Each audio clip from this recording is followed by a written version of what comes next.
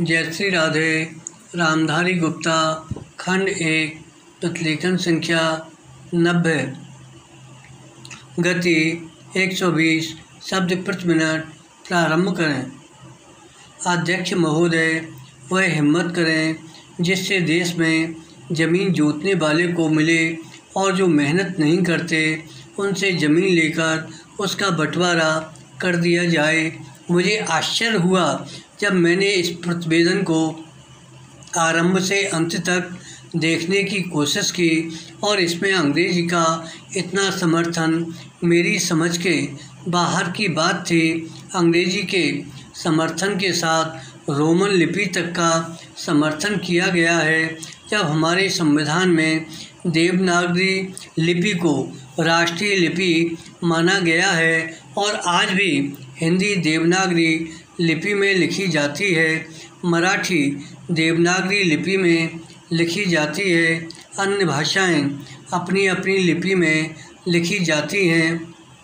Roman लिपि के लिए इस आयोग की रिपोर्ट में किस प्रकार कहा गया, रोमन लिपि की बात कैसे इसमें आई, यह मैं कम से कम नहीं समझ पाया। विराम पर एक बात देखने योग्य है कि अंग्रेजी का इतना समर्थन होने के बाद भी और कई विदेशी विशेषज्ञ इस आयोग के सदस्य होने पर भी अंत में उन्होंने भी माना कि अंततोगत्वा शिक्षा का माध्यम प्रादेशिक भाषाएं होंगी।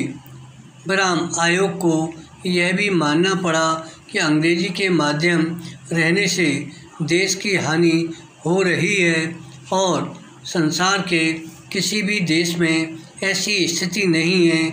आयोग स्वयं इस बात को स्वीकार करता है कि इस प्रकार विदेशी भाषा के माध्यम से हमारे देश की कितनी हानि हो रही है।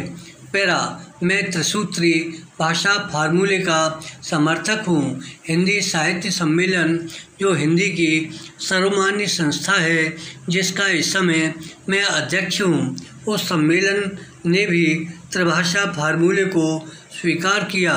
यद्यपि हम यह उचित समझते थे कि दुभाषा फार्मूला रहता, एक मातृभाषा और दूसरी राष्ट्रभाषा, लेकिन हमें इस बात का भय था कि यदि दुभाषा फार्मूला रहेगा तो मातृभाषा और अंग्रेजी रहेगी। इसलिए हमने विवश होकर, प्रेम से नहीं, उत्साह से नहीं, बल्कि लाचार होकर त्रिभाषा फार्मूला स्वीकार किया कि मातृभाषा रहे, हिंदी रहे और तीसरी भाषा अंग्रेजी या कोई भी दूसरी भाषा रह सकती है। कहा जा सकता है कि हमारे यहाँ अभी स्नातकोत्तर पढ़ाई के लिए पर्याप्त साहित्य नहीं है। बड़ी गलत बात है यह। अभी सरकार के द्वारा ही कुछ महीने पहले यहाँ पर एक प्रदर्शनी हुई थी। उस प्रदर्शनी से यह बात स्पष्ट है कि हमारे यहाँ पर वैज्ञानिक और शास्त्रीय विषयों पर भी कम से कम हिंदी में पर्याप्त पुस्तकें हैं। धन्यवाद।